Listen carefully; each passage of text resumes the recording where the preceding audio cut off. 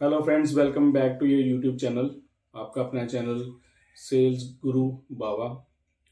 आज का जो टॉपिक है बड़ा सिंपल सा टॉपिक है।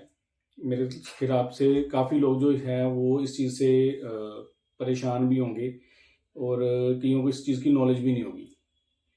हम लोग क्रेडिट कार्ड यूज़ करते हैं या कोई और लोन वगैरह लेते हैं, तो हमें क्या टेंशन रहती है कि भाई जब हमारा लोन डिफ़ॉल्ट हो जाता है। डिफ़ॉल्ट मतलब किसी भी वजह से हो सकता है, माइट भी आपके पास फाइनेंशियल क्राइसिस हो जाए, ठीक है, किसी की जॉब चली गई या बिजनेस में कोई घाटा हो गया। ऐसे काफ़ी सारी दिक्कतें आती हैं जिसमें हमें बैंक से हम डिफॉल्टर हो जाते हैं कि हमें उनके पैसे वापस नहीं कर पाते हैं। तो उस केस में क्या है कि हम लोग सोचते हैं यार सेटलमेंट कर लें कि ना करें, कल को हमें लोन मिलेगा या ना नहीं मिलेगा, हम थोड़े पैसे दे दें, ज़्यादा पैसे दे दें। मतलब दिमाग में अलग अलग चीज़ें चलनी शुरू हो जाती हैं। उसके साथ साथ फिर हमारे ऊपर कई बार तो मतलब कुछ ऐसे केसेस या ऐसे लोन्स होते हैं जिसमें हमारे ऊपर केस भी चल सकते हैं। जैसे उसमें कुछ कई केसेस हैं जो नॉन नेगोशिएबल इंस्ट्रूमेंट का है, 138 का, जिसमें चेक बाउंसिंग होती है। उसके बाद आपके पास कुछ ऐसे केसेस हैं जो आपके सिविल सूट में आ जाते हैं। तो हमें केसेस से ज़्यादा बेटर है कि हम लोग बैंक से डायरेक्ट सेटलमेंट कर लें। वैसे तो बैंक हमें ऑप्शंस देता है, अगर हम पीरियड नोटिस दे दें कि हम जो है इंस्टॉलमेंट्स नहीं दे पाएंगे या हम ये ब्याज जो है अभी नहीं दे सकते, तो बैंक के पास ऑप्शंस होती हैं। या तो वो उसको टर्म लोन में कन्वर्ट कर दे कि छोटी किस्तें बना दे। अगर आप किस्तें नहीं दे पाते हो तो उसमें भी ये है कि आपको कुछ टाइम मिल जाता है, 6 महीने साल का बैंक आपको टाइम दे देता है। अभी आपका रीस्ट्रक्चर कर देते हैं लोन, आप इतने टाइम के लिए पैसे ना दें, उसके बाद आप दोबारा से पैसे देने शुरू कर दें। बट इन केस आप फिर भी मतलब ये चीज़ आपकी क्लियर नहीं हो पाती, आप पेमेंट नहीं कर पाते, तो आप क्या सोचते हो कि चलो ठीक है यार, 10 लाख का लोन था तो हम बैंक से बात करके तो उसको सेटल डाउन कर लेते हैं। सेटल डाउन करना कोई बुरी बात नहीं है, आप चाहो तो सेटल डाउन भी कर सकते हैं।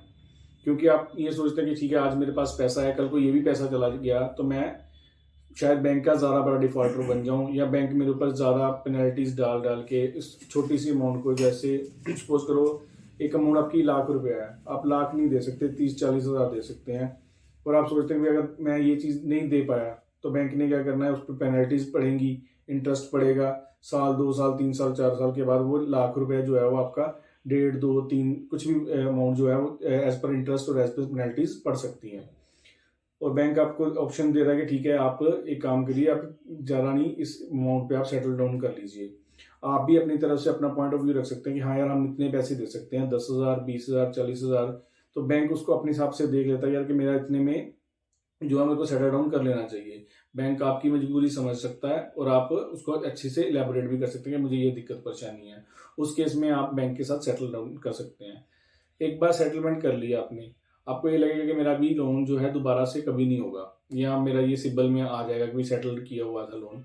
ऐसा कुछ नहीं है, टाइम ड्यूरेशन चलती है कि ठीक है उस टाइम आपका टाइम खराब था, आपने जिस टाइम सेटलमेंट की थी, उसके बाद आपका बैंक के साथ फिर से रिलेशन बनना शुरू हो जाता है। आप अच्छा कम अर्निंग शुरू हो जाती हैं आपकी। अगर आप सैलरीड हो तो सैलरीड आपकी सैलरी पता चलनी शुरू हो जाती है, बैंक में कितनी क्रेडिट हो रही है।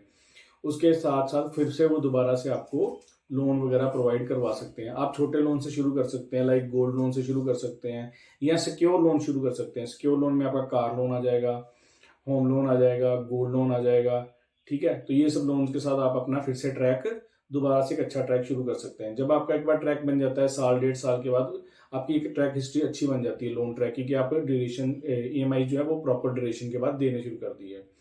जब आप वो चीज़ आप बैंक देखता है या आप किसी और अनसिक्योर्ड लोन लेने जाते हैं, तो वो ट्रैक को देखने के बाद आपका पता चल जाता है कि आप फिर से एलिजिबिलिटी आपकी क्रिएट हो जाती है।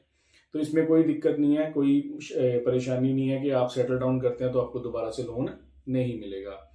ठीक है, तो ये आप हमारा मेन टॉपिक था आज के। सेटलमेंट करने के बाद भी लोन वगैरह हो सकते हैं, बट उसमें आपको बैंक के साथ एक अच्छा प्रॉपर जो है वो एक रिलेशन बनाना पड़ता है।